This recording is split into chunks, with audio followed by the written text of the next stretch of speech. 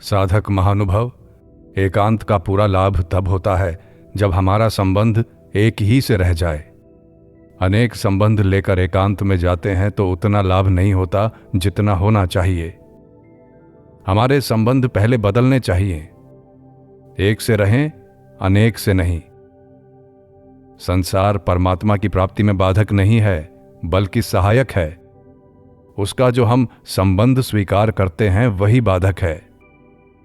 परमात्मा कहाँ है, कैसा है, क्या है, इसके पीछे न लड़ते हुए परमात्मा है यह मान लेना चाहिए। इससे बहुत लाभ होता है। अपनी भूल को जान लेने से भी बड़ा लाभ होता है, क्योंकि भूल को जानने से वेदना होती है और वेदना से भूल नाश होती है और भूल रहित होने से अपना हित होता है। यह जीवन का सत्य है कि हमारी ओर से संबंध एक से ही होना चाहिए, अनेक से नहीं। और उसी एक के नाते अनेक की सेवा होनी चाहिए। इससे प्रत्येक कर्म पूजा बन जाएगा, भजन होने लग जाएगा और परमात्मा की समीपता का, एकता का, अभिन्नता का बोध हो जाएगा।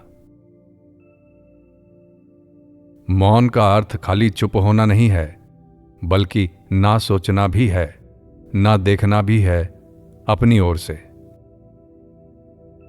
मुझे जो चाहिए सो तो मुझ में है, फिर इंद्रियों की क्या अपेक्षा। मौन के पीछे एक दर्शन है कि हमको जो चाहिए वह अपने में है, अपना है और अभी है। यही सर्वश्रेष्ठ परमात्मवाद है। भगवान की महिमा का कोई वारापार नहीं है। पसंद भर करना हमारा काम है, बाकी तो भगवान की अहेतु की कृपा सारा काम स्वतः कर देती है। मेरा कुछ नहीं है, यह जानने की बात है, और बुराई रहित होना यह धर्म है, धारण करने की बात है। तो धर्म को धारण करो, भूल रहित हो जाओ और परमात्मा को मान लो। आपका जीवन कल्याणमय हो जाएगा। अतः मौन का तात्पर्य हुआ बुराई रहित होना। यह बाहरी मौन धर्म के क्षेत्र का मौन हो गया। भूल रहित होना यह उससे सूक्ष्म हो गया। और परमात्मा के अस्तित्व को स्वीकार करना यह आंतरिक हो गया। भगवान की दृष्टि से हम कभी ओझल नहीं हैं, उनकी सत्ता से हम कभी बाहर नहीं हैं।